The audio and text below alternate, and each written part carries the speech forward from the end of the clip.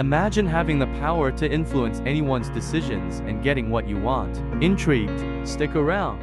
Ever heard of the door-in-the-face technique? Begin with a large, unreasonable request that is likely to be refused. After the refusal, make a smaller, more reasonable request. It'll seem much more acceptable by comparison. Let's talk about the foot-in-the-door technique. Start with a small request that the person is likely to agree to. Once they've agreed, they're more likely to comply with a larger request. Small steps lead to big results. Next, we're more likely to be persuaded by people who appear knowledgeable and confident. Use credentials, dress the part, and speak with conviction to command attention and respect. Scarcity is a game changer. We desire what we think is in limited supply. Highlighting the uniqueness or rarity of what you're offering can make it irresistibly appealing. Priming is subtle yet powerful. Use cues to influence someone's thoughts or behaviors. Mention positive words before making a request, and watch them respond more favorably.